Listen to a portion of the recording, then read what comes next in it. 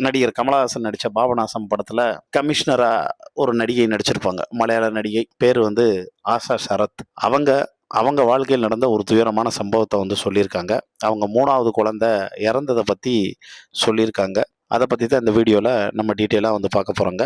அதுக்கு முன்னாடி நம்ம சேனலை சப்ஸ்கிரைப் பண்ணாமல் இருந்தீங்கன்னா மறக்காமல் சப்ஸ்கிரைப் பண்ணிக்கோங்க.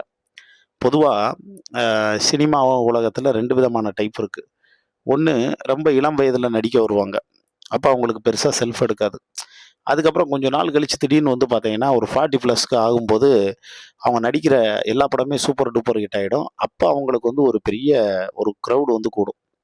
ஸோ அதே மாதிரி தான் நீங்கள் நடிகை ரம்யா கிருஷ்ணன் எடுத்தீங்கன்னா, ஆரம்பத்துல இருந்தே அவங்க நிறைய நடிச்சிட்டு இருந்தாங்க. ஆனால் அப்போயெல்லாம் அவங்களுக்கு வந்து பெருசாக செல்ஃப் எடுக்கலை. ஒரு கட்டத்தில் எப்போ படையப்பா படத்தில் ரஜினி கூட நடித்து அது பயங்கர வைரல் ஆகி ஹிட் ஆச்சோ, அதுக்கப்புறம் வந்து பார்த்தா அவங்களோட மார்க்கெட் எங்கே போச்சு அப்படிங்கிறது உங்களுக்கே தெரியும். ஸோ வயசானதுக்கப்புறம் தான் ரம்யா கிருஷ்ணன் வந்து அழகா இருக்க ஆரம்பிச்சாங்க. ஒரு ஆன்டி ஹீரோவா எல்லாருக்குமே வந்து பிடிக்க ஆரம்பிச்சாங்க. அதாவது ஆன்டி ஆயிட்டு அதுக்கப்புறம் எல்லாருக்கும் அவங்க ஒரு வசீகரமா வந்து பிடிக்க ஆரம்பிச்சாங்க அப்படின்னே வந்து சொல்லலாம். அதே மாரி தான் நடிகை ஆஷா சரத்தும். ஆஷா சரத் வந்து அவங்களுக்கு அழகே அந்த மெச்சூரிட்டி, அவங்களோட அந்த ஃபேஸில் இருக்கக்கூடிய ஒரு கெத்து, அந்த தோரணை, லுக் வைஸா அதைத்தான் எல்லாரும் வந்து ரசிச்சுட்டு அவங்கள வந்து கொண்டாட ஆரம்பிச்சாங்க. அவங்க நடித்த எல்லா படமுமே மோஸ்ட்லி சூப்பர் டூப்பர் ஹிட் அப்படின்னே வந்து சொல்லலாம். தன்னுடைய நடிப்பில் தனக்குன்னு வந்து ஒரு தனி யுக்தியை வந்து கையாளுவாங்க அப்படின்னே சொல்லலாம்.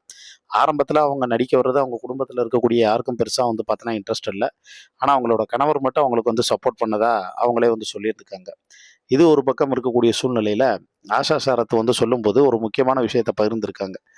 அதாவது அவங்களுக்கு ஏற்கனவே 2 குழந்தை இருக்கு. 3வது குழந்தைய அவங்க கர்ப்பத்தில் வந்து சுமக்கும்போது 8 மாசத்துல, அதாவது வயித்துல அந்த குழந்தை 8வது மாசம் வந்து பார்த்தோன்னா இருக்கும்போது, அந்த குழந்தைய அவங்க இழந்து போயிட்டதாவும், அந்த குழந்தைய இழந்த பின் உடல் மற்றும் மன ரீதியான பல வலிகள நான் வந்து பார்த்தோன்னா அனுபவிச்சேன். அ அந்த காலகட்டம் வந்து ஒரு மறக்க முடியாத கஷ்டமான காலகட்டம் அப்டின்னே வந்து சொல்லலாம். கர்ப்பகால இழப்பு போன்ற அந்த கடினமான நேரங்கள்ல ஒரு பெண்ணுக்கு கணவருடைய ஆதரவு தான் ரொம்ப ரொம்ப முக்கியம். என் கணவர் என் கூடயே வந்திருந்தாரு. "திருஷ்யம்" படத்தின் மூலமா பிரபலமான நடிகை ஆஷா, இப்ப "திருஷ்யம் 3" படத்துலயும் நடிக்க கமிட் ஆயிருக்காங்க அப்படிங்கிறது இன்னொரு கூடுதலான தகவல். "திருஷ்யம் 3க்கு" ஒரு மிகப்பெரிய எதிர்பார்ப்பு இப்ப ரசிகர்கள் மத்தியில வந்து ஏற்படுத்தியிருக்கு அப்படின்னே வந்து சொல்லலாம். வெளியில கம்பீரமா, கெத்தா பார்க்குற எல்லாரும் என்ன சொல்லுவாங்க, வெளியில நான் ரொம்ப கம்பீரமா இருக்கேன், கெத்தா இருக்கேன், உங்க லுக் அப்படி இருக்குன்னு சொல்லுவாங்க. ஆனா உள்ளுக்குள்ள ஏகப்பட்ட பெயின் இருக்கு. அந்த நேரத்துல இந்த கம்பீரம் எல்லாமே வந்து உடைஞ்சு போயி, நானும் வந்து வாய் விட்டு கதறி அழுதுருக்கேன் அப்படின்னு தன்னோட வாழ்க்கையில் நடந்த அனுபவங்களையும், தான் வாழ்க்கையில் நடந்த இந்த மறக்க முடியாத வலியையும் அவங்க எமோஷனலாவே ஷேர் பண்ணியிருந்தாங்க. இத பத்தி உங்களுக்கு தோணக்கூடிய கருத்துக்கள கீழ இருக்கக்கூடிய கமெண்ட் பாக்ஸ்ல மறக்காம மென்ஷன் பண்ணுங்க.